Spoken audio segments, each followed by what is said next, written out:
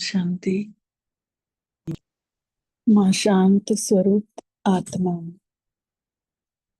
परम पिता परमात्मा शिव बाबा जो आह्वान थी कयां। मिठड़ा बाबल इन धरती ते अची असां आत्माउनि खे सुजागी कराए वञूं, असां आत्माउनि खे निश्चिंत करे वञूं। शक्तियुनि जो सागर महर वसाइण वारो सच्चो बाबा असां सभिनी आत्माउनि वटि पंहिंजे निराकारी स्वरूप में अची उहा अदृश्य शक्ति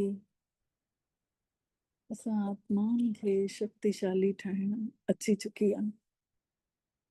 महसूस कंदे हुए मिठड़े बाबल जी मिठड़ी वाणी ॿुधंदासीं 28 अगस्त 2025 जी मिठड़ी वाणी।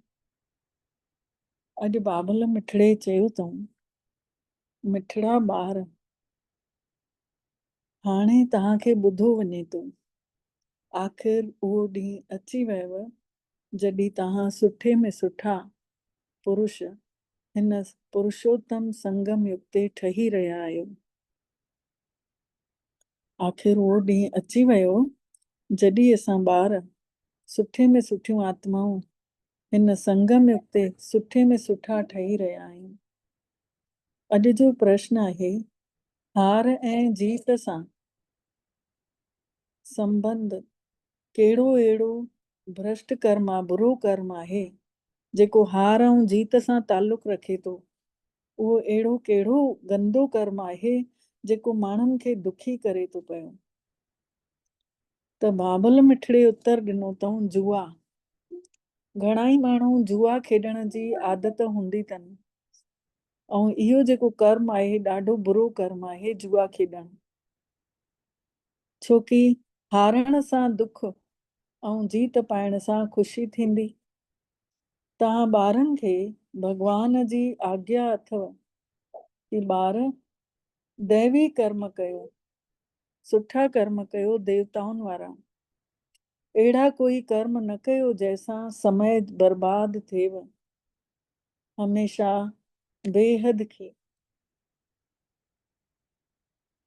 बेहद जी जीत पाइण जी महिनत कयो, पुरुषार्थ कयो कि असां हिन माया खे जीते वठूं, हिन रावण खे जीते वठूं, हिन संसार में असां बाबा जो नालो रोशन करे वञूं। अहिड़ो पुरुषार्थ कयूं, पर उहो बि पुरुषार्थ थींदो पुरुष रूप सां, आत्म स्वरूप सां। त सभिनी खां गंदी आदत बाबा चई जुआ खेॾण जी। दुनिया में बि ॾेखारियो वियो आहे न कि जुआ में हाराया पांडव ऐं पोइ वरी हुनखे दाव ते लॻाए छॾियऊं। त बाबा बि उहा ई ॻाल्हि असां आत्माउनि खे असांजो ई यादगार ॿुधाइनि था पिया कि हाणे अॼु जो गीत आहे, हाणे उहो ॾींहुं अची वियो आहे। अॼु ओम शांति, डबल ओम शांति। बाबा चवनि था डबल ओम शांति। तव्हां ॿारनि खे बि चवणो पवंदव ओम शांति बाबा। हिते वरी आहे डबल ओम शांति। हिकु त शिव बाबा थो चए ओम शांति ऐं ॿियो ब्रह्मा बाबा थो चए ओम शांति। वरी तव्हां ॿार बि चओ था कि असां आत्माऊं शांत स्वरूप आहियूं, रहण वारा बि शांति जे देश जा आहियूं। हिते हिन स्थूल देश में पंहिंजो रोल वॼाइण आया आहियूं। हिन संसार में असां पंहिंजो पार्ट निभाइण आया आहियूं। इहे ॻाल्हियूं आत्माऊं विसरी वियूं आहिनि। आख़िर उहो ॾींहुं त ज़रूरु अची वियो जॾहिं तव्हांखे ॿुधो वञे थो। हिन महिल कहिड़ो छा थो ॿुधो वञे असांखे? चवनि था बाबा असांजा दुख कष्ट कटे करे असांखे सुख ॾियो। परमात्मा खे चईंदा आहियूं न, आरतीअ में चईंदा हुआसीं न, दुख हरता सुख करता पाप हरो देवा। पाप हरण आयो आहे, दुख हटाइण आयो आहे, सुख ॾियण आयो आहे। इन करे त आरती बि ईअं ॻायूंसि पिया, विषय विकार मिटाओ। त हाणे विषय विकार असांजा मिटाइण आयो आहे।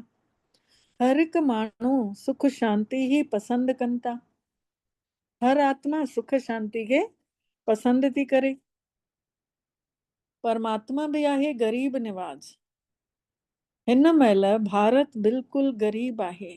ॿार ॼाणनि था कि असां ॾाढा शाहूकार हुयासीं, ज्ञानवान हुयासीं, पैसे वारा हुयासीं, ज्ञान धन रूपी अखुट खजानो हुयो। इहो बि तव्हां ब्राह्मण ॿार ई ॼाणियो था। बाक़ी त सभु जंगल में आहिनि। जंगल में मतिलबु जंहिंखे रस्तो ई कोन अथनि पतो, भटकनि था पिया। अॼु हिन देवी जी पूजा, सुभाणे हुन जी, परीहं हुन जी, कॾहिं सत्यनारायण स्वामीअ जी, त कॾहिं लक्ष्मी माता जी, कॾहिं गणेश जी, कॾहिं हनुमान जी पिया पूजा कनि था। पर इन खे ई चइबो आहे न जंगल में आहिनि, मतिलबु भटकनि था। तव्हां ॿारनि खे बि नंबरवार पुरुषार्थ जे आधार ते ई निश्चय अथव। मतिलबु जंहिं जेतिरो परमात्मा खे यादि कयो आहे आत्म स्वरूप सां, उन खे ओतिरो ई विश्वास थियो आहे भॻवान जे मथां। तव्हां ॼाणियो था कि हे आहे श्री श्री केरु? परम पिता शिव बाबा, सभिनी खां सुठे में सुठो। हाणे ई अचां पई रस्ते तां त हिकिड़ी कारियुनि जो शोरूम हुयो। उते सभु ॼणा नंढी नंढी उमिरि जा छोकिरा छोकिरियूं सभु ॼणा आरती पिया ॻाइनि गणेश जी। त ॾिसां पई कुझु ई ॾींहं आरती ॻाईंदा वरी छॾे ॾींदा। हमेशह लाइ त नथा करनि न, जेका बि ॻाल्हि करनि था 4 ॾींहं करनि था वरी 5 ॾींहं छॾे था ॾियनि। हिते त परमात्मा असांखे हर समय पंहिंजी रस पीआरे थो, अमृत रस। हर ॾींहुं असांखे आनंद जो ॾींहुं ठाहे छॾियो अथई। हर ॾींहुं असांजे अंदरि उमंग उत्साह भरे थो छॾे पियो। त बाबा चवनि था तव्हां ॼाणियो था कि इहे श्री श्री मतिलबु उन जी जेका बुद्धि आहे परम पिता परमात्मा जी, सुठे में सुठी बुद्धि आहे। भगवानु वाच आहे न, छोकी भगवान पाण थो चए न। माण्हू त राम राम जी अहिड़ी धुनी लॻाईंदा आहिनि जीअं बाजो वॼंदो हुजे। हाणे राम त त्रेता जो राजा हुयो, उन जी महिमा बि ॾाढी वॾी हुई। 14 कलाऊं हुयासीं, 2 कलाऊं घटि। उन जे लाइ बि ॻाइनि था राम राजा राम प्रजा। बाबा चवनि था उन जे लाइ बि ॻाइनि था कि राम जेको 14 कला हुयो, 2 कलाऊं घटि हुयसि, लेकिन तॾहिं बि ॻाइनि था न राम राजा राम प्रजा राम साहूकार है, बसे नगरी जिए दाता धर्म का उपकार है। मतलब बाबा चवनि था तव्हां शाहूकार ठहो था न, राम खां वधीक शाहूकार त लक्ष्मी नारायण चवराइजंदा न। राजा खे आनंद दाता, अन्नदाता चयो वियो आहे न। राजा जेको बि हूंदो आहे शहर जो वॾो, उन खे अन्नदाता चवंदा आहिनि न। त बाबा सम्झाणी ॾियनि था कि परमात्मा बि त दाता आहे न, उहो सभु कुझु ॾे थो। चवंदा आहिनि न जिन सभु कुझु दियां सो क्यों बिसरे, जिन घाल न बाने। जंहिं अॼु ॾींहं ताईं असांखे कॾहिं कुझु चयो कोन अथई कि भई मां तव्हांखे खारायां थो। जंहिं जीवन ॾिनो अथई उहो छो विसरूं। त बाबा बि त दाता आहे न, उहो सभु कुझु ॾे थो। सभु कुझु दीना आपने, कहिड़े मुंहं सां तुंहिंजी बखान कयां बाबा। ॿारनि खे विश्व जो मालिक था ठाहे छॾनि। उते काई अहिड़ी शइ हुजे कान थी जंहिंजे करे पाप करिणो पए। काथे? सत्युगी दुनिया लाइ चवनि था। उते काई अहिड़ी शइ नथी हुजे जाते असांखे उन इच्छा जे करे मन्नत मांगनी पए, मन्नत घुरणी पए या पाप करिणो पए। उते त पाप जो नालो ई नथो हुजेव। 2500 साल अथव देवताउनि जो राज, ऐं 2500 साल अथव असुरनि जो राज। मतिलबु रावण जी राजाई द्वापर युग खां, ऐं संगम खां राम जी राजाई। असांजे मन में राम आहे न, ॿियनि जे मन में कोन्हे। त असां विच ते आहियूं, संगम ते आहियूं। असुर माने जंहिंमें देह अभिमान आहे, जंहिंमें 5 विकार आहिनि। असुर माने जंहिंमें कोई सुर ई कोन्हे, जंहिंमें कोई मिठास ई कोन अथनि, उन खे असुर चवंदा आहिनि।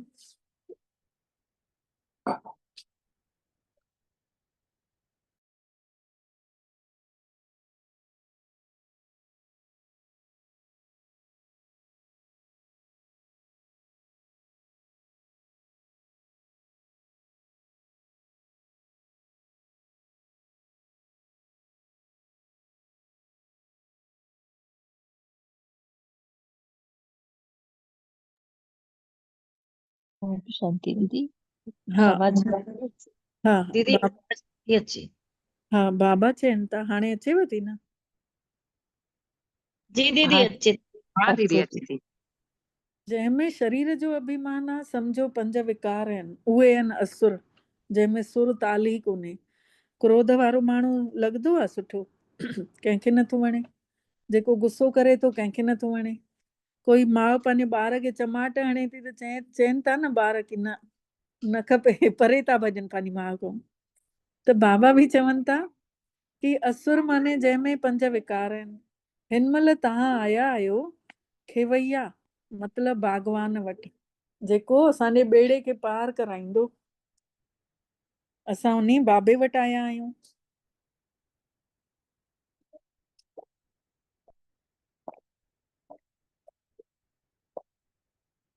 तव्हां ॼाणियो था कि असां डायरेक्ट उन्ही वटि ई वेठा आहियूं। साम्हूं बाबा असांखे विहारे रखियो अथई। तव्हां ॿार बि वेठे वेठे विसरी था वञो। भॻवान जेको तव्हांखे ॿुधाएव थो उहो मञणु घुरिजेव न। परमात्मा पिता शिव बाबा चवनि था जेको भॻवान तव्हांखे ॿुधाइनि था त उहो मञणु घुरिजेव न। पहिरियों त उहो श्रीमत ॾियनि था, असांखे सुठे में सुठी मत ॾियनि था, ॿुधी ॾियनि था। सुठे में सुठो ठाहिण जे करे ॿुधी ॾियनि था कि मुंहिंजा ॿार सुठा ठहनि। त बाबा चवनि था सुठो ठाहिण लाइ तव्हांखे श्रीमत ॾियां थो न, त उन्हीअ ॿुद्धीअ ते हलणु घुरिजेव न। बाबा चवनि था इन्हीअ ॿुद्धीअ ते हलो न तव्हां। पहिरीं पहिरीं ॿुधी इहा ई थो ॾियांव कि पंहिंजो पाण खे देही अभिमानी सम्झो, मतिलब आत्म स्वरूप में टिको। मां आत्मा आहियां। पंहिंजो पाण खे ॾिसो, मां चमकीलो सितारो हिन कननि सां ॿुधूं था पिया।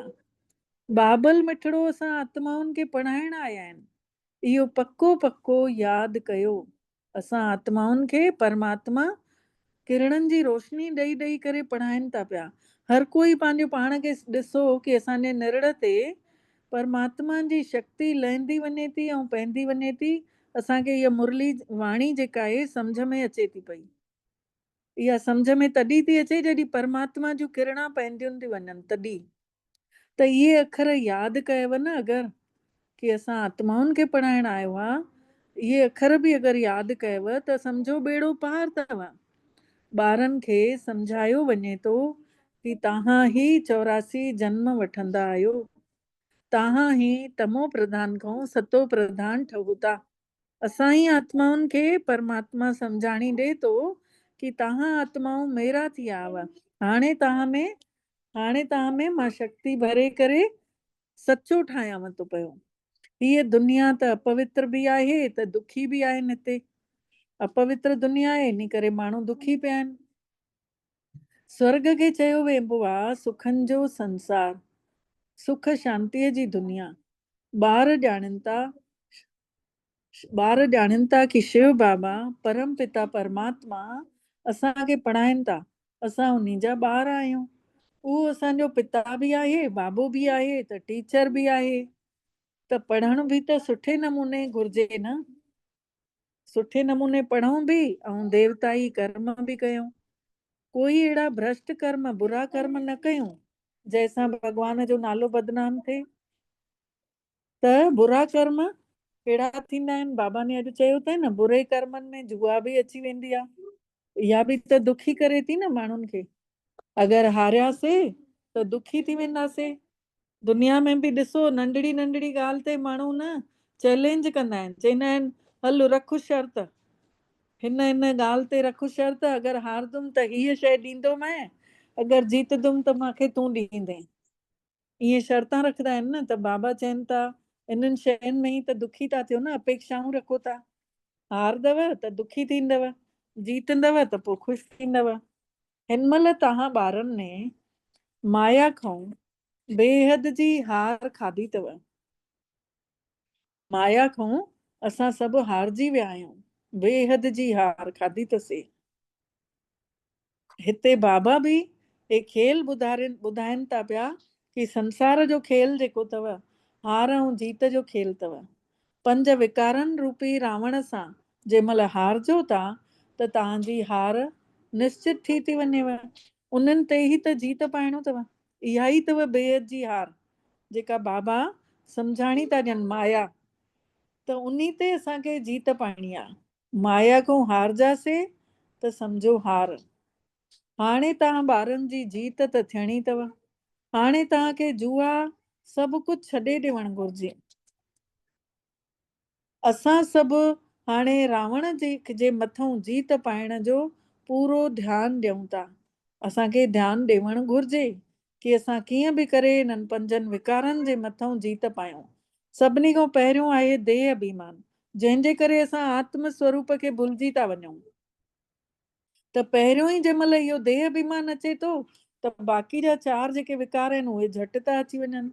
त कोई बि अहिड़ो कर्म न करिणो आहे, समय बर्बाद न करिणो आहे। असांखे इन्हीअ मां बेहद जी जीत पाइण जे लाइ महिनत करणी आहे, पुरुषार्थ करिणो आहे। आत्मा जेका आहे पुरुष आहे। टिनि शयुनि सां संसार ठहियल आहे न, प्रकृति, पुरुष ऐं परमात्मा। त आत्मा जेका आहे पुरुष आहे, जंहिंखे चयो वियो न उनखे आत्मा खे कि जो नर गावे, ये आरती जो नर गावे। मतलब हिते नर नारी जी ॻाल्हि कोन्हे, हिते पुरुष मतलब आत्मा हिकु शक्ति आहे, ऊर्जा आहे, उन्ही जी ॻाल्हि आहे कि ये आरती जेका शक्ति जेका बि आत्मा ॻाईंदी त उहो पुरुषार्थ करिणो आहे। बाबा चवनि था जीत पाइणी अथव त आत्म स्वरूप जो पुरुषार्थ कयो। कराइण वारो परमात्मा समर्थ अथव न। बाबा आहे न कराए थो पियो महिनत। उहो आहे सर्व शक्तिवान, सभिनी शक्तियुनि जो सागर।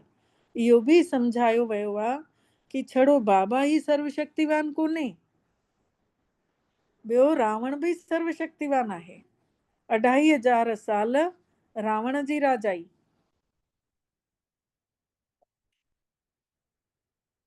ऐं 2500 साल राम जी राजाई हले थी।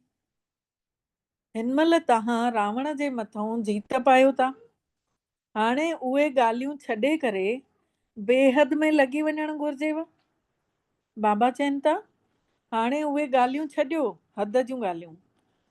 हाणे तव्हांखे आत्म स्वरूप में अची वञूं त बेहद में अची वियासीं। अगरि शरीर में आहियूं त सम्झो हद ताईं आहियूं। त ॾिसूं, शरीर ठही बि ॾिसी वरितोसीं ऐं आत्मा जो बि अनुभव करे चुकियासीं। त हाणे उहो महसूस करे पाण खे कहिड़ी ॻाल्हि पसंदि खणणु घुरिजे, उन खे पाण खे अॻिते वधिणो आहे उन जे मथां। त बाबा चवनि था हाणे बेहद में लॻी वञो। खेवैया आयो अथव, ॿेड़े खे पार कराइण आयो आहे। बाबा खेवैया, अॼु बागवान, सर्वशक्तिवान, भगवान शिव भगवानुवाच, केतिरा नाला ॾिना अथई बाबा जा। त खेवैया आयो आहे। आख़िर उहो दिन ॾींहुं अची वियो आहे न अॼु, जंहिं ॾींहुं असांजी पुकार ॿुधी वरितई परमात्मा ने। ऊचे खां ऊचो बाबो आहे न, उन वटि आया आहियूं। हाणे महसूस कयूं असां परम धाम में शिव बाबा निराकार स्वरूप ते अची बीठा आहियूं। महसूस कयूं। बाबा चवनि था ॿार, तव्हां 2500 साल केतिरा धिका खाधा अथव, ॾाढा धिका खाधा अथव। 2500 साल पतित थी विया आहियो। पवित्र भारत शिवालय हुयो, इहो ई भारत जेको आहे शिवालय चवराईंदो हुयो, जंहिंमें शिव परमात्मा, उन शिवालय में तव्हां बि रहो पिया। बाबा चवनि था हिन महिल तव्हां वैश्यालय में अची आयो। तव्हां शिवालय में रहण वारनि खे, हिन महिल असां वैश्यालय में आहियूं, पर बाबा चवनि था तव्हां ई शिवालय में रहण वारनि खे पूॼो था पिया। हिते केतिरा धर्म आहिनि, केतिरो घमासान थो हले।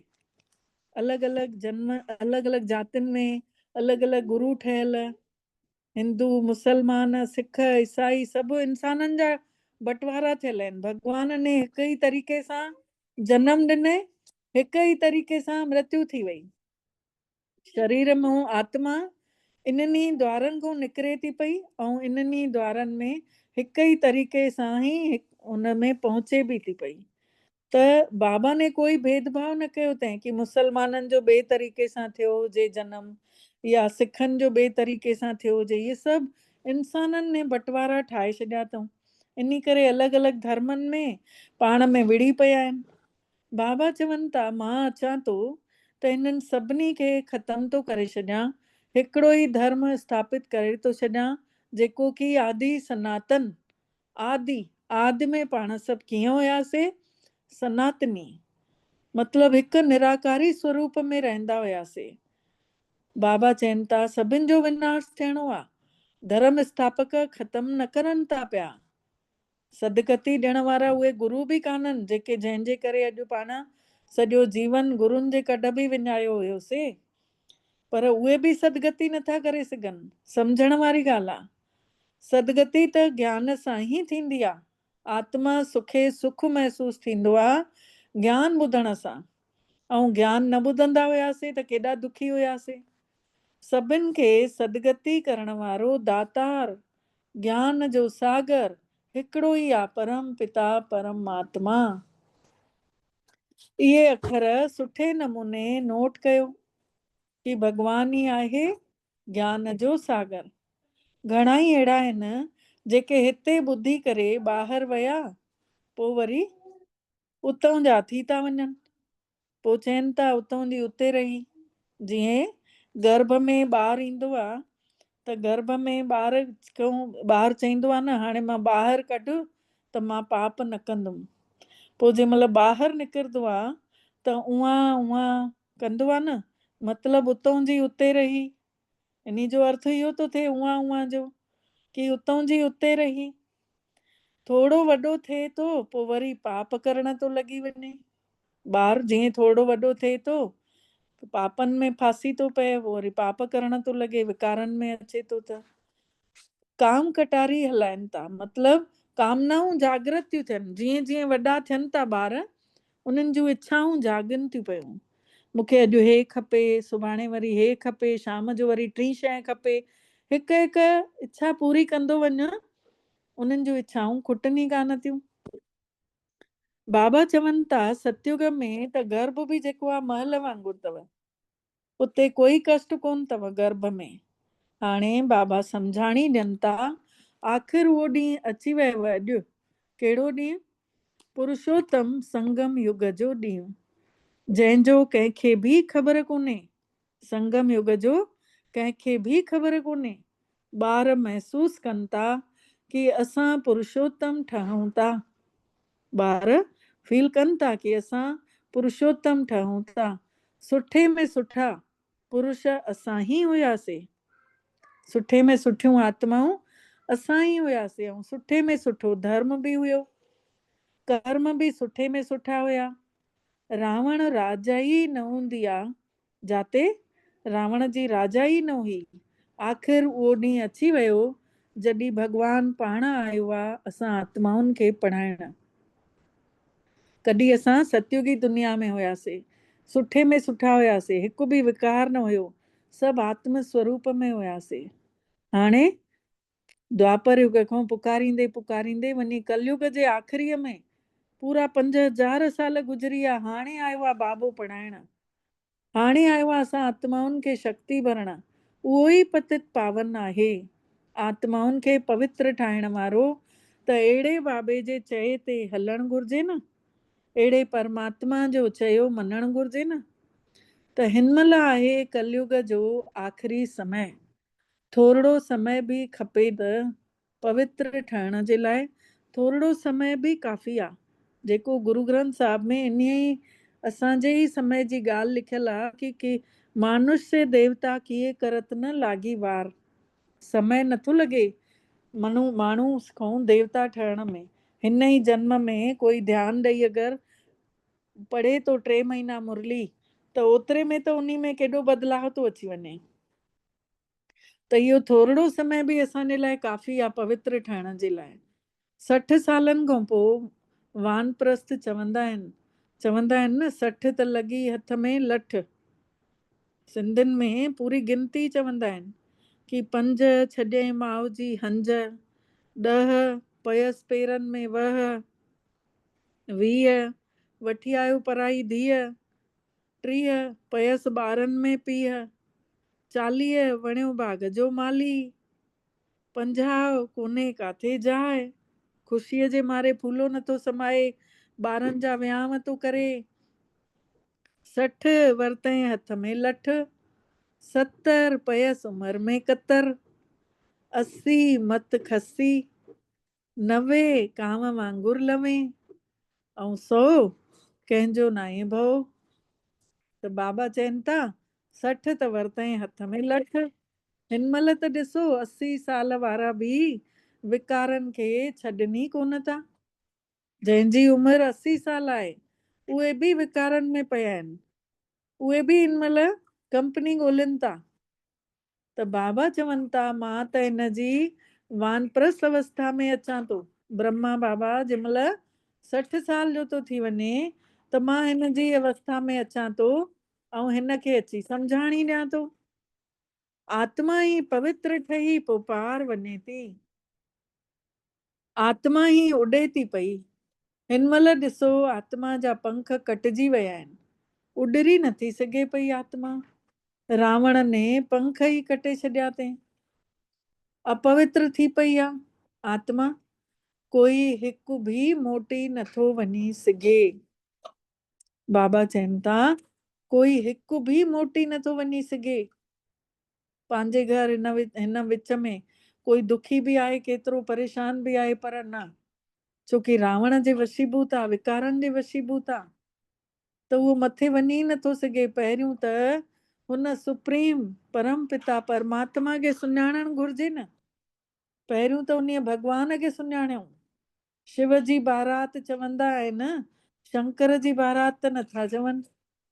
बाबो आयो आहे, उन जे कढ असां सभु ॿार वञूं था, बाबे जे कढ असां सभु था वञूं।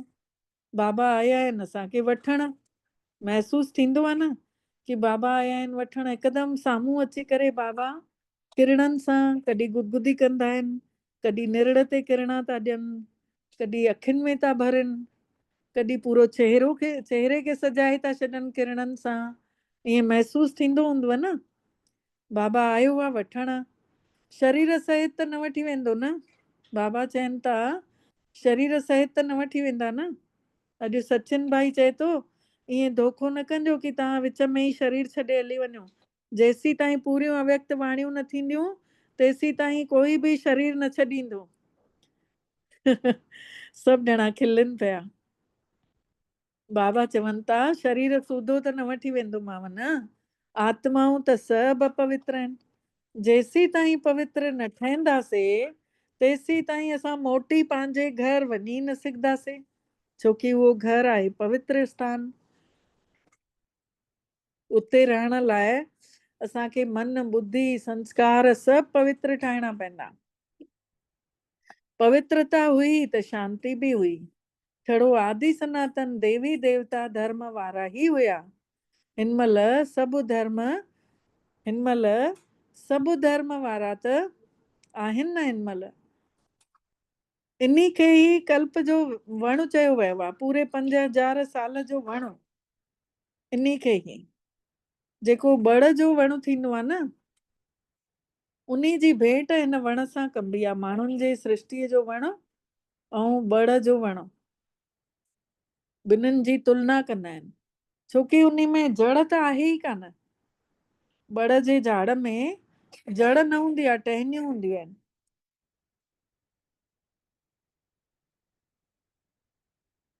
बसि बाक़ी टहनियुनि सां उहो वण बीठल हूंदो आहे।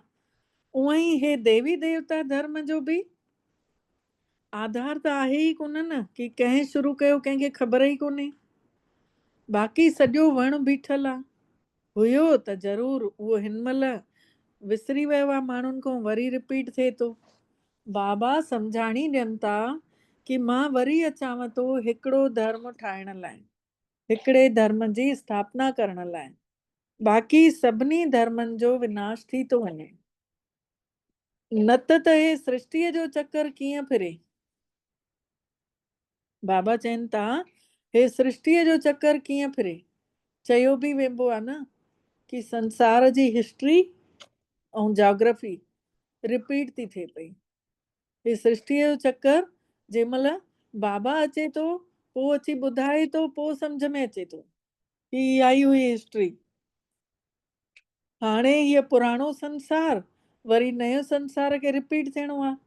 हिन महिल ताईं पाण पुराणे में हुयासीं, वरी हाणे पाण संगम ते अची वियासीं, हाणे नए में हलंदासीं त नयो संसार ठहंदो। इहो ई भारत जेको आहे नयो ई वरी पुराणो बि ठहे थो। जीअं घर नयो हूंदो आहे, रहंदे रहंदे वरी पुराणो थी वेंदो आहे। चवंदा आहिनि न की यमुना जे कंठे ते परिन जो स्थान हुयो। यमुना नदी जे किनारे परिन जी जॻह हुई, ईअं चवंदा आहिनि न। उन में नंढड़ाइप में हिकिड़ो कविता पढ़ी हुईसीं हिंदी में कि एक कदम्ब का पेड़ अगर मां होता यमुना तीरे, मैं भी उस पर बैठ कन्हैया बनता धीरे धीरे।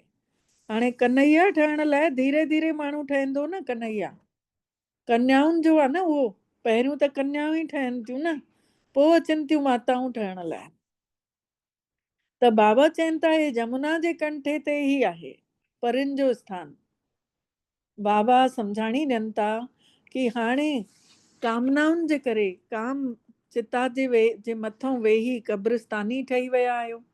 इच्छाऊं ज्यादा रखी वरितियूं अथव त इन करे तव्हां कब्रिस्तानी ठही विया आहियो। वरी तव्हांखे परिस्तानी ठाहियां थो। भॻवानु आयो आहे असां आत्माउनि खे परिस्तानी ठाहिण, परिन जो स्थान ठाहिण। असां आत्माउनि खे हल्को करण आयो आहे त हल्का थी उॾरदासीं। श्री कृष्ण खे बि श्याम ऐं सुंदर चवंदा आहिनि। छो? इहो त कंहिंजी ॿुद्धीअ में न हूंदो।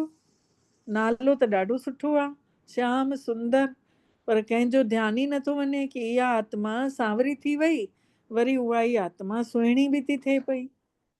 त इन करे नालो पइजी वियो श्याम सुंदर। राधा कृष्ण त इहे आहिनि नए संसार जा राजकुमार राजकुमारियूं। बाबा मिठड़ा चवनि था कि काम विकार ते वेहण सां लोह जा थी विया आहियो, जंक लॻी वई अथव। इच्छाउनि जे करे सुठा नथा चवरायो। अॼु हीअ इच्छा जागी, सुभाणे हूअ जागी, परीहं हूअ जागी। उन जे करे पोइ सुठा नथा चवरायो। ॻायो बि वियो आहे कि सागर जा ॿार कामनाउनि जे करे सड़ी मरी विया। हाणे ज्ञान जो सागर परमात्मा, उन जा ॿार असां आत्माऊं, असां बि ज्ञानवान, ऐं असां इच्छाउनि जे कॾ पंहिंजो पाण खे ॿारे पूरो कयो अथसीं। त हाणे परमात्मा सभिनी जे मथां ज्ञान जी वर्षा करण आया आहिनि। पोइ सभु हली वेंदासीं सोन जी दुनिया में। हाणे आहे संगम युग। तव्हां ॿारनि खे अविनाशी ज्ञान रत्न मिलनव था। ज्ञान रत्ननि जो दान मिलेव थो, जंहिंसां तव्हां शाहूकार ठहो था। इहो हिकु हिकु रतन लखनि रुपयनि जो अथव। बाबा चवनि था तव्हांखे ज्ञान रतन ॾियांव थो, जंहिंसां तव्हां अमीर था थींदा वञो। हिकु हिकु ज्ञान रतन तव्हांजे जीवन खे हल्को थो करेव, लखनि रुपयनि जो आहे। माण्हू त वरी सम्झंदा आहिनि कि शास्त्रनि जा जेके शब्द आहिनि उहे लखनि रुपयनि जा आहिनि। तव्हां ॿार हिन पढ़ाईअ सां ई पद्मा पदम पति ठहो था। इहा ई तव्हांखे कमाई थिएव थी पई। हिन ज्ञान रत्ननि सां, हिननि ज्ञान रत्ननि खे तव्हां पंहिंजे जीवन में धारणा कयो था, झोली भरियो था। उहे वरी शंकर जे लाइ चई था छॾनि कि हे बम बम महादेव भरे छॾ झोली। बाबा चवनि था कि माण्हू वरी शंकर लाइ था सम्झी वठनि कि हे महादेव शंभू असांजी झोली भरे छॾ। शंभू जो बि अर्थ नथा सम्झनि। स्वयं भू हिन पाण अची करे हिन धरतीअ ते अवतार वठे थो, अची करे असां सभिनी खे ज्ञान रत्ननि सां झोली भरे थो छॾे। देवन जो देव महादेव शिव परमात्मा। ॾिसो शंकर जे मथां केॾा ॾोह लॻाए छॾिया अथऊं। ब्रह्मा ऐं विष्णुअ जो रोल त हिते ई आहे न। ब्रह्मा ई जंहिं महिल पढ़ाई पढ़े थो परमात्मा जी, त उहो विषय विकारनि खां परे थो थींदो वञे। पोइ उहो विष्णु थो चवराए हिकिड़े ॾींहुं, संपूर्ण थो थी वञे। त बाबा चवनि था इहो बि तव्हां ई ॼाणियो था कि 84 जन्म विष्णुअ जा ई चवंदासीं। लक्ष्मी नारायण जे लाइ बि इहो ई शब्द चवंदासीं कि तव्हां ब्रह्मा जे लाइ बि चवंदव। बाबा वेही सम्झाणी ॾियनि था कि सचो छा अथव ऐं कूड़ छा अथव। ब्रह्मा ऐं विष्णुअ जो रोल छा आहे। तव्हां ई देवता हुयव, तव्हां ई चक्कर लॻाए करे ब्राह्मण ठहिया आहियो, हाणे तव्हां ई गुण धारण करे वरी देवता ठहो था। पार्ट सॼो हिते ई त रोल निभायो था न। बाबा चवनि था हिते ई त पंहिंजो पार्ट वॼायो था न। वैकुंठ जा खेल तमाशा हिते ई ॾिसो था। हिते त वैकुंठ आहे कोन। मीरा खे ॾेखारींदा आहिनि न, डांस कंदी हुई। उहे सभु साक्षात्कार चवराइजंदा। केतिरो उन्ही जो मान आहे मीरा जो। साक्षात्कार कयईं कि श्री कृष्ण ने डांस कई। उन्ही में पोइ छा थियो। स्वर्ग में त न वई न, वीचारी एॾो दर दर भटकी तॾहिं बि स्वर्ग में त न वई न। गति ऐं सदगति त संगम ते ई मिली सघंदी अथव। आत्मा जेका आहे सुखनि ॾे तॾहिं गतिमान थींदी जॾहिं परमात्मा ऐं आत्मा जो संगम थींदो। संगम ते ई आत्मा खे पोइ सुख मिलनि था। इन्हीअ पुरुषोत्तम संगम युग खे तव्हां सम्झो था। हे संगम युग जेको आहे भॻवान जिने खुलो भंडार ॾेई छॾियो अथई। हीअ सीजन थी हले, जंहिंमहिल काई सीजन हूंदी आहे त उन सीजन जो फल रस वारो हूंदो आहे, मिठो हूंदो आहे, सस्तो हूंदो आहे। त हिन महिल भॻवान बि सवलो आहे। जंहिंमहिल चाहियूं पाण उन सां मौज मनाए सघंदा आहियूं। जंहिंमहिल चाहियूं हनीमून ते हली वञूं, जेॾी महिल चाहियूं असां उन खे वठी करे पंहिंजी तकलीफ़ुनि जो बि अवगत कराए सघंदा आहियूं, उन खे ॿुधाए सघंदा आहियूं। जेॾी महिल चाहियूं असां उन खे वठी करे घुमण पूरे संसार जो चक्कर बि लॻाए सघंदा आहियूं। मतिलबु हिन महिल असांजे हथ में आहे भॻवानु। असांजो चयो मञे थो न, असां उन खे वणूंसि था, इन करे असांजो चयो मञे थो। त संगम युग ते ई असांखे सदगति ऐं गति मिली थी सघे पई। बाबा सम्झाणी ॾियनि था कि हिन पुरुषोत्तम संगम युग खे तव्हां ई ॼाणियो अथव। हाणे बाबा असां ॿारनि खे देवता ठाहिनि था, माण्हूअ खां देवता। विराट रूप जो बि ज्ञान हुजणु घुरिजे। चित्र रखंदा आहिनि पर सम्झनि कुझु बि कान था। अकासुर बकासुर उहे सभु हितां जे संगम जा ई नाला आहिनि। भस्मासुर बि नालो आहे न, जेके विकारनि में पइजी करे भस्म थी विया आहिनि, उन्हनि जो नालो भस्मासुर। ऐं जेका चंडिका देवी जी पूजा कंदा आहिनि, चवंदा आहियूं न कि उहा चंडी थी बीठी आहे। मतिलबु काई ॻाल्हि नथी मञे, ॿुधे बि अथी, उन खां पोइ बि उहा आत्मा नथी मञे। त उन जा बि मेलो ॾेखारियो अथऊं, चंडिका देवी जो मेलो। हाणे बाबा चवनि था कि मां तव्हांखे सभिनी खे ज्ञान ॿुधाए ॿुधाए करे ज्ञान जी चिता ते विहायांव थो। आत्माऊं सभु पाण में ॿाहिरि ॿाहिरि आहियो। चवंदा बि आहिनि न कि हिंदू चीनी भाई भाई, हिंदू मुसलमान भाई भाई, पाण में वरी ॿाहिरि ॿाहिरि विढ़ंदा रहनि था।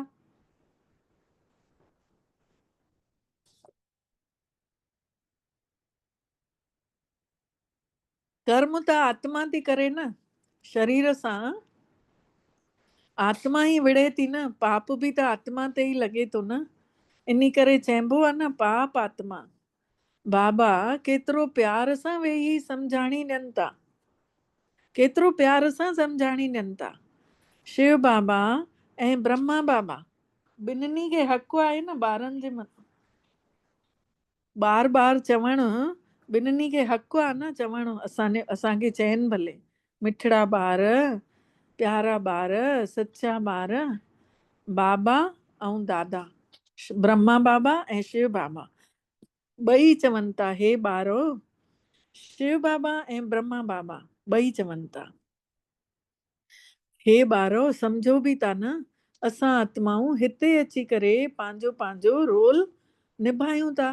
पोइ आख़िरीअ में परमात्मा अची करे सभिनी खे पवित्र ठाहे गॾु वठी था वञनि। पाण बाबो ई अची करे ज्ञान बि ॾियनि था। अचनि बि हिते ई था। शिवरात्रि बि भारत में ई मनाई वेंदी आहे। शिवरात्रीअ खां पोइ चवंदा आहिनि कृष्ण जन्माष्टमी। फरवरी में ईंदी आहे शिवरात्रि, वरी कृष्ण जन्माष्टमी ईंदी आहे जुलाई या अगस्त में, जुलाई जे आख़िरीअ में या अगस्त में।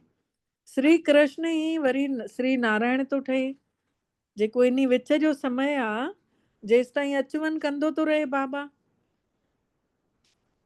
वरी चक्कर लॻाए आख़िरीअ में अपवित्रता थी पऊं, परमात्मा अची वरी पवित्र ठाहे तो, भूरो ठाहे तो, ब्राह्मण खां देवता था ठही वञूं, पोइ वरी ॾाकण लहूं था धीरे धीरे।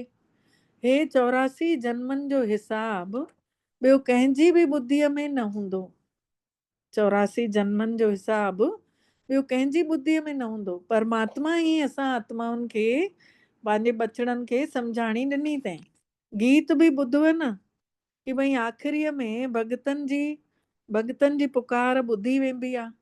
सॾु बि कंदा आहियो कि हे भॻवान अची करे असांखे भॻतीअ जो फल ॾे। भॻती फल नथी ॾे, फल त भॻवान ई ॾे थो न, पर भक्ति करण जो फल ॾे थो।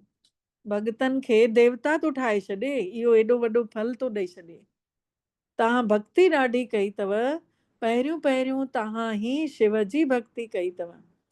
जेके सुठे नमूने इन्हनि ॻाल्हियुनि खे सम्झंदा, उहे ई महसूस कंदा कि हे असांजे कुल जो आहे।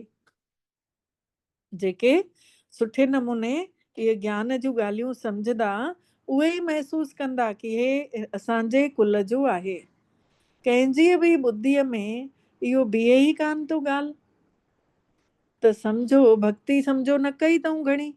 जंहिंजी ॿुद्धीअ में इहे ॻाल्हियूं नथियूं वेहनि, सम्झो उन जी भक्ति घटि कयल आहे, बाद में आयो आहे, हिते बि पहिरियों न आयो आहे।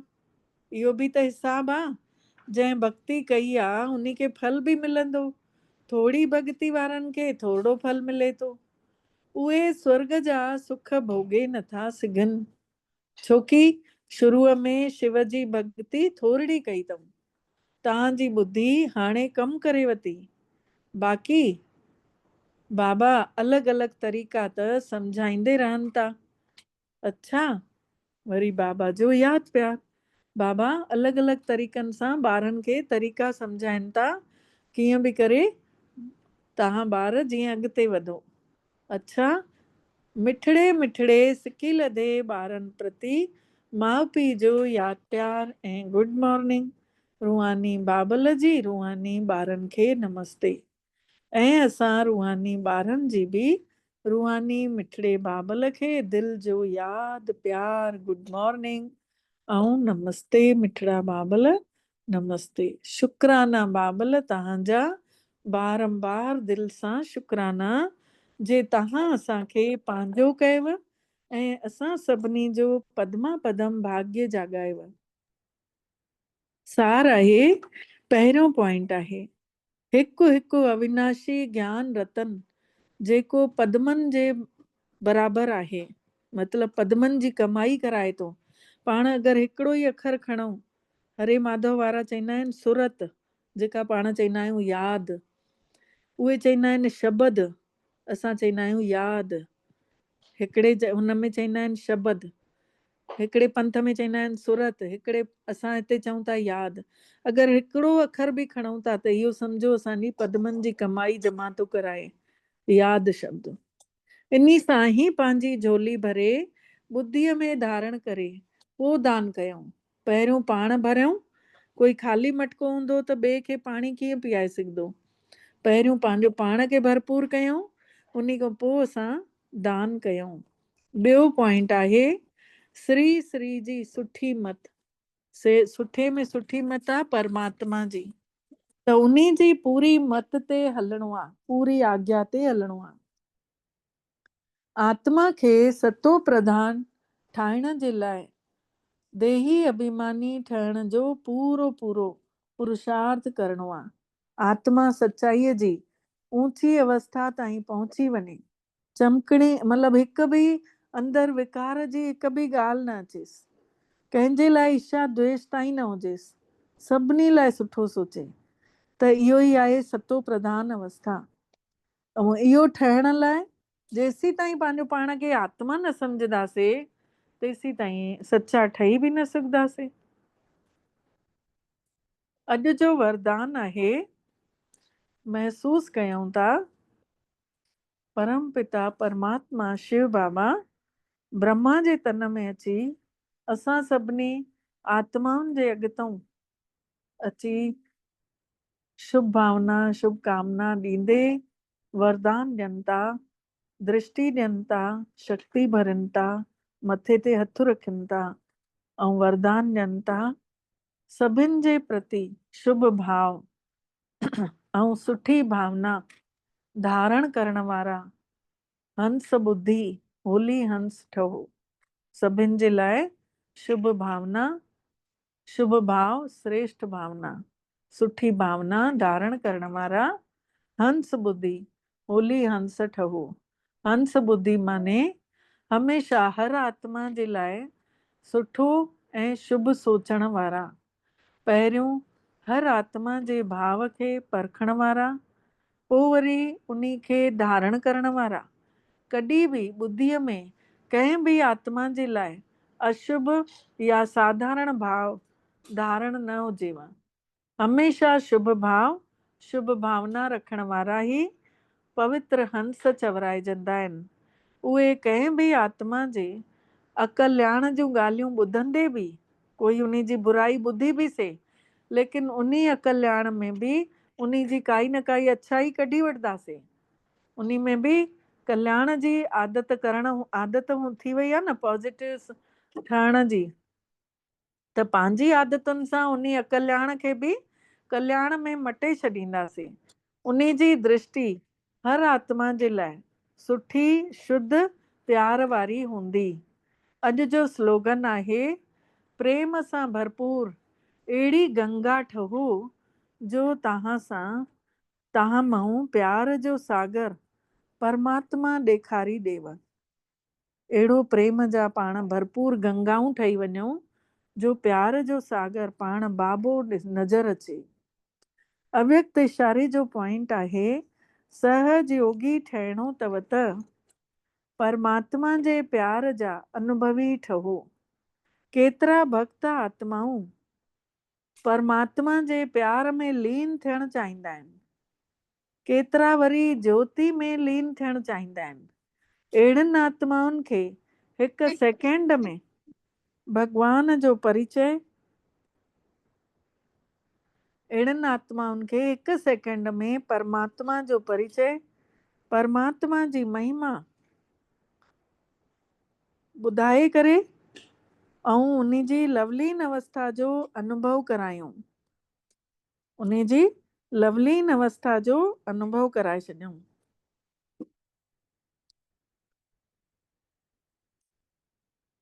लवलीन थी वेंदासीं त सवला ई लीन थियण जे रहस्य खे बि सम्झी वेंदासीं। अगरि लवलीन थी वेंदासीं त सवलाई सां लीन थियण जो रहस्य बि सम्झी वेंदासीं। अच्छा, ओम शांति। महसूस कयूं था पंहिंजी चमकीले ज्योति स्वरूप खे निरड़ ते वेठल अंदर ई अंदर 2.5 इंच अंदर महसूस कयूं पवित्र सितारो पंहिंजो पाण खे महसूस कंदे आत्मा जी नज़र टिकियल पई हुजे अंदरी अख सां उन पंहिंजे चमकीले सितारे खे ॾिसंदा रहूं। ॾाढो तेज चमकीलो सितारो महसूस कयूं था। असांजो बाबा मिठड़ो बाबो जेको असांखे खीचे थो पियो इन सितारे स्वरूप सां। केॾो प्यारो रूप आहे परमात्मा जो जेको असां महसूस था कयूं अंदर ई अंदर।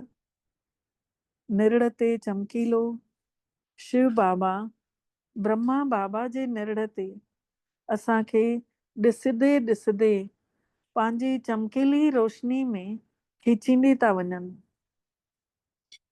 बाबा जो महसूस कयूं स्वरूप जंहिंमें चमकीली रोशनी बाबा जे निरड़ तां निकिरे थी ऐं ममता भरी नज़र बाबे जी असां ॿारनि जे मथां पवंदी थी वञे। बाबा असां ॿारनि खे चवनि था मुंहिंजा लाडला ॿार मुंहिंजा सिकी लधा ॿार महसूस कयूं पाण बाबा आया आहिनि, असां ॿारनि खे तिलक लॻाइनि था विजय जो, ऐं असां आत्माउनि आपकी खे आवाज साफ नहीं आती है। असां आत्माउनि जी बाबा तिलक लॻाए करे पंहिंजे प्रकाश में असांखे लगातार विझंदे था वञनि। परमात्मा जी रोशनी आत्मा जे मथां पवंदी थी वञे, अनंत शक्तियूं अंदर ई अंदर समाइजंदियूं थी वञनि। महसूस कयूं असांजे मथे जे ॿाहिरि चारों तरफ़ चक्र वांगुरु परमात्मा जी रोशनी उभरदी थी वञे। चारों तरफ़ हिकिड़ो औरो निर्मित थो थींदो वञे। भॻवानु आयो आहे, पाण ॿिन्हिनि हथनि सां असां ॿारनि खे सजाइनि था पिया। पंहिंजो आशीर्वाद जो हथ असां ॿारनि जे मथां रखियो अथऊं। चमकीली माला पाराइनि था, विजय माला। बाबा जी चमकीली हथनि में असां ॿारनि जे लाइ माला पयल अथसि, ऐं उहा माला असांखे हिकु हिकु ॿार खे बाबा पाराईंदा वञनि था। पाण सभु सितारा चमकऊं था पिया पंहिंजे ई पंजनि तत्वनि जे पुतले में। बाबा असां ॿारनि जो नालो रखनि था विजयी ॿार। केतिरो प्यार कनि था पंहिंजे ॿारनि खे। मिटीअ जे पुतले जे अभिमान में रहण वारा असां ॿार, जंहिंखे बाबा ने हल्को करे फ़रिश्तो ठाहे छॾियईं, धीरे धीरे ॾिसंदे रहनि था मुंहिंजा मिठड़ा ॿार केतिरा दिव्य ऐं सुख शांतीअ सां भरपूर थी विया आहिनि।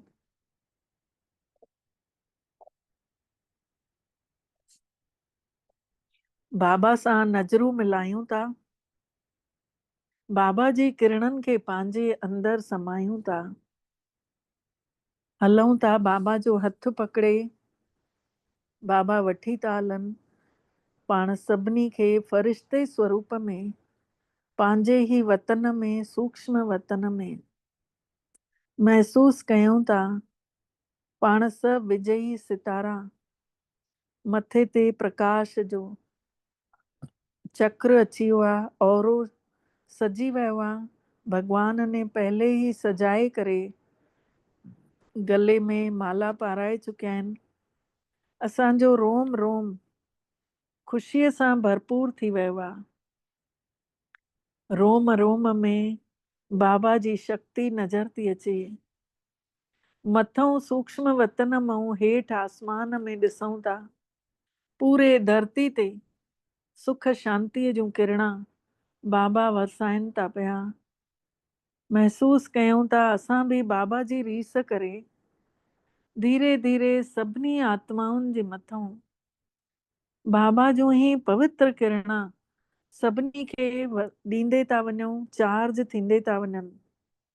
सभु आत्माऊं दुख ऐं अशांति सां परे था थींदा वञनि।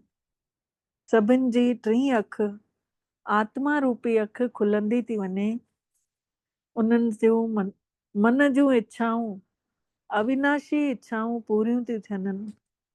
पूरे विश्व ते परमात्मा जो चक्कर चारों तरफ़ लॻजंदो थो वञे, ऐं सभिनी खे बाबा शक्ति भरे रहिया आहिनि। बाबा हिकु हिकु आत्मा खे टई अख खोले करे सभिनी खे वठी हलनि था आबू जी पहाड़ियुनि ते। महसूस कयूं डायमंड हॉल में, शांति वन में पाण सभु पंहिंजे पंहिंजे जॻह ते वेठल आहियूं, ऐं बाबा दादी जे तन में अची फ़रिश्ते स्वरूप सां अवतरित थिया आहिनि। हाणे बाबा असां सभिनी खे किरणनि ॾींदे था वञनि, ऐं असांजूं कमियूं कमज़ोरियूं सभु उते ई वेठे वेठे कढंदे था वञनि। आत्मा शक्तिशाली ठहंदी थी वञे। आत्मा खे डायरेक्ट करंट थी मिले परमात्मा जी। महसूस कयूं अखियुनि में बाबा जी रोशनी, निरड़ ते बाबा जी रोशनी, धीरे धीरे सॼो हाल हिक हिक आत्मा जे निरड़ ते चमकीलो प्रकाश समाइजी चुकियो आहे। हर आत्मा खुशहाल नज़र थी अचे। महसूस कयूं था मिठड़ो बाबा सच्चो सहारो थी करे असां सभिनी जो खे अनमोल खजानो ॾियण लाइ, सच्ची कमाई कराइण लाइ असांजे ई साम्हूं अवतरित थिया आहिनि। पाण सभु ॿार धीरे धीरे डायमंड हॉल में लाइन सां बाबा वटां भक्तीअ जो फल ज्ञान वठंदड़ लाइ स्टेज ते पहुचूं था। बाबा सभिनी खे स्टेज ते भक्तीअ जो फल ॾियनि था। दृष्टि, शक्ति, पवित्रता महसूस थी थिए। डायरेक्ट परमात्मा जी रोशनी असां आत्माउनि खे वरी सां चार्ज करे छॾियईं, वरी सां देवताई गुण भरे छॾियईं। अपार शांतीअ जो अनुभव थो थिए। सभु कुझु मिली वियो। मां आत्मा तृप्त थी वियमि, संतुष्ट थी वियासीं परमात्मा जो सहारो पाए। महसूस कयूं था पूरी तरह निश्चिंत आहियूं। बाबा असांखे सभिनी सांसारिक इच्छाउनि खां परे हिन महिल केतिरे सुकून में असां ॿारनि खे शक्तिशाली ठाहे छॾियईं, शांतीअ जो अहसासु कराए छॾियईं। ऐं धीरे धीरे हिन सुहावने समय खे पार कंदे पाण आत्मा सुख शांतीअ में समायल धीरे धीरे उॾिरदे उॾिरदे पहुचूं था पंहिंजे पंहिंजे मिटीअ जे पुतले पंजनि तत्वनि जे शरीर में अची करे इहे ई शांतीअ जा, पवित्रता जा शक्तिशाली वाइब्रेशन पंहिंजे ई भ्रुकुटीअ ते अची वेहूं था। इहो लाइट जो शरीर अची अवतरित थो थी वञे मिट्टी जी देह में। ऐं चारों तरफ़ वातावरण में प्रभावशाली वातावरण, इहो चारों तरफ़ शांति ही शांति। जाते वेहूं था उते खैर, जाते वेहूं था उते सुख। सभिनी खे कुझु न कुझु दान ॾींदे था हलूं। सभिनि जी सदगति थींदी थी वञे। सभिनी जी दृष्टि मटिजी वई। हर कोई मिट माइट, हर कोई आत्मा नज़र थो अचे। महसूस कयूं इहो ई संसार, सॼो संसार स्वर्ग थो नज़र अचे। सभु आत्माऊं पंहिंजे ओरिजिनल स्वरूप में स्थित थियल पंहिंजे ई अंदरि कमियूं कमज़ोरियुनि खे ढकींदे था वञनि, महसूस था कनि ऐं परमात्मा खे यादि कनि था। मिठड़े बाबल खे शुकराना चऊं था। बाबा मिठड़ा तव्हांजा दिलि सां बारंबार शुकराना जे तव्हां असांखे अहिड़ो अहसासु करायव ऐं असां सभिनी जो पदमा पदम भाग्य जाॻायव। ओम शांति, ओम शांति, ओम शांति। अव्यक्त वाणी जो अॻिते जो पार्ट आहे उहा ई वाणी जेका कल्ह हुई, उन जो आख़िरी चैप्टर हले थो पियो। 2 फरवरी सन 69 जी वाणी आहे। बाबा ॿुधाइनि था अॼु प्यार खे ॾिसां थो। कल्ह जेको ॿुधायईं कुमारियुनि सां गॾु माताउनि जो संगठन बि हुजे ऐं संगठन जे समय वरी अचिणो पवंदो बाबा खे। त बाबा ॾिसनि था, प्यार सां ॾिसनि था त ड्रामो यादि अची थो वञेनि। ऐं ड्रामे जे जंहिं महिल विच में अचनि था त हिकदमि साइलेंस था थी वञनि। प्यार सां अचनि त छा हाल थी वेंदो? बाबा चवनि था नदी ठही वेंदव, लेकिन न, ड्रामो आहे। जेको कर्म असां कंदासीं असांखे ॾिसी सभु कंदा। इन करे साइलेंस, जेतिरो साइलेंस में हूंदासीं ओतिरो सुठो।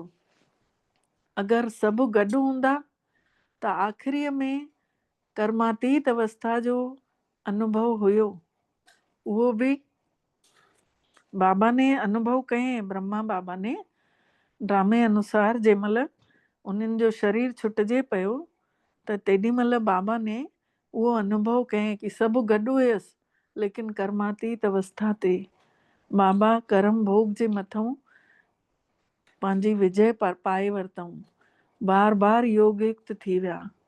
लेकिन चइनि था हुयो ई ईअं, इन करे थोरड़ा ई ॿार साम्हूं हुयसि। साम्हूं हूंदे बि जीअं साम्हूं हुयसि ई कान, बाबा जो उन्हनि ॾे ध्यानु बि न, छोकी बाबा जो त ध्यानु वतन में हुयो न, प्यार त वतन सां बि हुयुसि न, ऐं रहंदुसि बि, अविनाशी आहे न। लेकिन जेको ॿुधायं प्यार सां, जेको ॿुधायं त उहो ई ड्रामो साइलेंस में वठी थो अचे। ऐं इहा ई साइलेंस, इहा ई शांती शक्तिअ खे आणींदी। अगरि असां शांत रहंदासीं कंहिं बि ॻाल्हि में, बाबा त हिन में ॿुधाइनि था ज्ञानवान ॻाल्हि में, लेकिन लौकिक ॻाल्हियुनि में बि ॾिसी वठो, शांत हुजऊं था त असां सभिनी खे शक्ति महसूस थींदी आहे। घटि ॻाल्हायूं था त शक्तिशाली महसूस, महावाक्य निकिरंदा आहिनि ॼण मुंहं मां। पोइ वरी बाबा चइनि था साइलेंस में ई शक्ति अची वेंदव, पोइ उते साकार में वरी मिलन थींदव। हिन महिल तव्हां अव्यक्त रूप में मिलव, पोइ वरी साकार रूप में सतयुग में मिलंदव। पाण कमेंट्री बि कईसीं त अव्यक्त रूप में कईसीं, ऐं वरी सतयुग में बाबा सां ई न मिलन थींदो, पर दादियुनि सां थींदो, उहे ई देवियूं देवताउनि जे रूप में मिलंदासीं साकार रूप में। ब्रह्मा बाबा बि हूंदो श्री कृष्ण जे रूप में। उहा सीन त यादि अचे थी न, कि खेॾंदासीं, स्कूल वेंदासीं, मिलंदासीं। तव्हां सभु नूरे रतन सतयुग जी सीनरी खे वतन में ॾिसंदा रहो था। बाबा चवनि था तव्हां मुंहिंजा नूरे रतन आहियो, मतलब नूर माने प्रकाश, रतन माने हीरा मोतियूं, है न। त असां सभु केरु आहियूं? असां बाबा जा प्रकाशवान आत्माऊं ॿार, जेके सतयुगी सीनरियूं वतन में ॾिसंदा रहूं था। जेको बाबा ॾिसनि था उहे ई सीनरियूं ॿार बि ॾिसंदा रहनि था, ऐं ॾिसंदा ई ॾिसंदा वेंदासीं। आख़िरी अंत समय बि थींदो न, तेॾी महिल बि पाण उहे ई सीनरियूं जेके हिन महिल यादि कयूं था, उहे ई ॾिसंदा ॾिसंदा वेंदासीं। हाणे त ज्वाला रूप थियणो आहे, तव्हांजो ई ज्वाला रूप जो यादगार आहे। बाबा चइनि था तव्हांजो ई ज्वाला रूप जो यादगार अथव। पतो अथव न, ज्वाला देवी बि आहे। उहा केरु आहे? उहा सभिनी शक्तियुनि जी ज्वाला रूप देवी ठहिणो आहे। असां आत्माउनि खे सभिनी शक्तियुनि जी, सभु शक्तियूं असां सां गॾु, ऐं आत्मा यादि जी यात्रा में बि आहे। शिव बाबा खे यादि बि करे थी, ऐं हेॾो शक्तिशाली बि आहियूं। त उहा ई आहे ज्वाला देवी, जंहिंजे साम्हूं कोई बि असुर ईंदो उन खे ॾेखारियो अथऊं न, भालो खप्पर, उन जो सर्वनाश थी करे छॾे देवी। त अहिड़ी ज्वाला असांखे बि प्रज्वलित करणी आहे, जाॻाइणी आहे, जंहिं ज्वाला में हीअ कलयुगी संसार सड़ी करे भस्म थी वेंदो। अहिड़ी ज्वाला मतिलबु अहिड़ी यादि जी यात्रा असांखे जाॻाइणो आहे आत्माउनि खे, जो उहे निरंतर यादि में हुजनि, अखंड जोत ॿरंदी रहे, ऐं उन महाजोत सां लॻल हुजऊं। त पोइ हे कलयुगी संसार असांखे सभु आत्माऊं नज़र ईंदियूं, शरीर सभु नज़र ई न ईंदा। संसार जली करे भस्म थी वेंदो। मतलब जेके संस्कार अथनि उन्हनि जा रावण वारा, उहे सड़ी वेंदनि। असांजो अगरि रूप मटिजो तॾहिं उहे मटिजंदा। अच्छा, वरी विदाई जे महिल बाबा चयईं कि सभिनी सेंटरनि जे अव्यक्त स्थिति में स्थित रहंदे बि नूरे रत्ननि खे बाबा ऐं दादा जो अव्यक्त यादि प्यार स्वीकार हुजेव। बाबा यादि प्यार कीअं था ॾियनि सभिनी सेंटरनि जे जेके बि अव्यक्त स्थिति में स्थित आहिनि। हिन महिल अगरि पाण सभु बि फ़रिश्ते रूप में आहियूं त बाबा जो यादि प्यार अनुभव थींदो आहे। नूरे रतननि खे बाबा ऐं दादा जो, नूर माने ज्योति प्रकाश ऐं रतन माने पाण सभु हीरा मोतियूं आहियूं बाबा जे लाइ। त पाण बाबा उन्हनि खे ॾिसे थो जेके आत्म स्वरूप में आहिनि ऐं जेके लाइट रूपी फ़रिश्ते शरीर में आहिनि, उन्हनि खे अव्यक्त यादि प्यार स्वीकार कराइनि था। बाबा असां बि स्वीकार कयोसीं, असां बि तव्हांखे दिलि सां यादि प्यार ऐं चऊं था। गॾो गॾु बाबा जेको इशारो ॾियनि था उन खे बि चवनि था जल्दी जल्दी पंहिंजे जीवन में आणण जो तेज पुरुषार्थ करणो अथव। जेको बाबा ॿुधाए न ज्वाला रूप, इहो ई पुरुषार्थ असांखे तीव्र करणो आहे, तेज करणो आहे। अच्छा, गुड नाइट। सभिनी शिव शक्तियुनि ऐं पांडवनि जे प्रति बाबे जी नमस्ते। पाण सभु केरु आहियूं? अव्यक्त रूप जा फरिश्ता, शिव जूं शक्तियूं। ऐं बाबा असां ॿारनि खे नमस्ते करनि था ऐं गुड नाइट चवनि था। असां बि बाबा खे गुड नाइट चऊं था ऐं नमस्ते कयूं था। अच्छा, ओम शांति।